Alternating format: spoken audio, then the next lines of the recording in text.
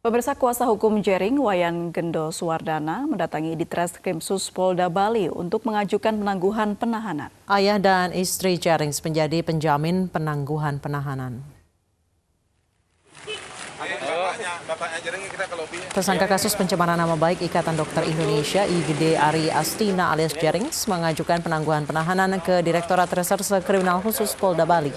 Hal itu disampaikan kuasa hukum Jering Wayan Gendo Suwardana yang mendatangi Polda Bali bersama ayah Jering Wayan Arjono dan istri Jering Nora Alexandra. Penangguhan penahanan diajukan dengan alasan Jering merupakan tulang punggung keluarga dan tidak akan melarikan diri.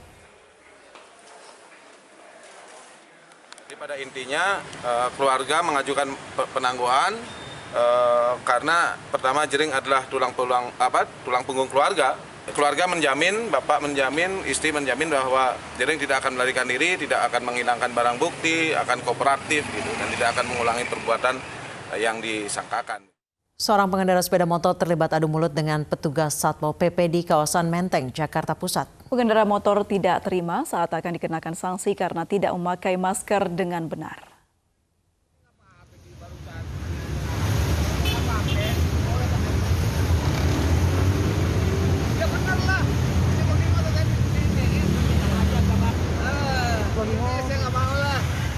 Pengendara motor ini menolak ditindak saat terjaring razia kepatuhan yang digelar petugas Satpol PP di Jalan Proklamasi Menteng, Jakarta Pusat. Ia berdalih telah memakai masker sehingga tidak perlu ditindak. Petugas yang kesulitan menghadapi pria ini akhirnya terpancing emosi. Razia di hari pertama perpanjangan masa PSBB kali ini, petugas Satpol PP menindak puluhan pelanggar yang dikenakan sanksi denda dan sosial. Pakai helm, pakai ini masih disalahin, yang benar dong Pak. Seorang ibu rumah tangga Nina Fatimah menjadi relawan vaksin COVID-19. Walau tidak ada kompensasi, Nina memilih menjadi relawan agar agar COVID-19 dapat cepat teratasi.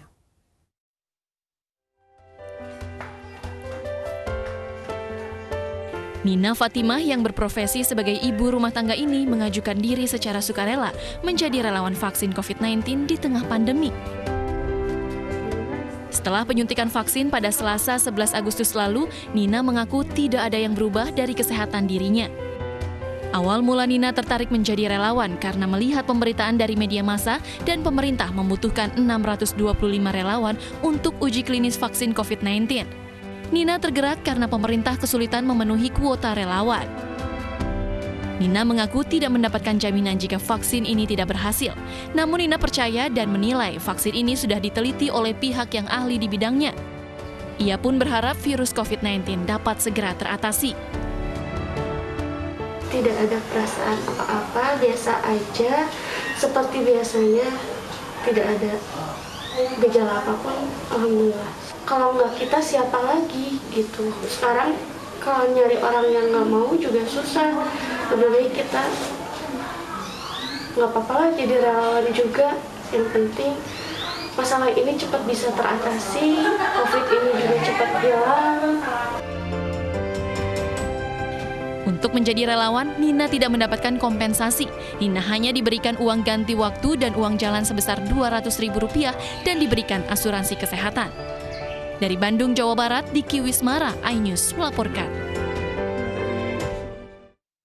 Di tengah pandemi COVID-19 yang belum berakhir, kita dituntut bekerja keras untuk mencukupi kebutuhan sehari-hari. Seperti yang dilakukan warga Pelabuhan Kali Baru, Tanjung Priuk, Jakarta Barat, mereka terus bertahan hidup di tengah pandemi COVID-19. Pekerjaan sebagai pemulung tetap dilakukan meski beresiko besar terpapar virus corona.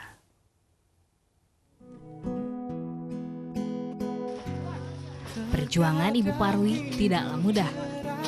Wanita yang sehari-hari bekerja sebagai pemulung ini setiap hari mencari plastik bekas untuk kebutuhan keluarganya.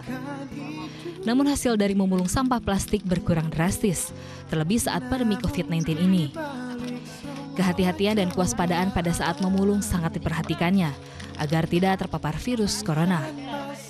Untuk mengurangi resiko tertular virus corona, MSI Peduli bersama Yayasan Kumala membagikan masker kain kepada warga yang tinggal di sekitar Pelabuhan Kali Baru, Tanjung Priuk, Jakarta Barat ini.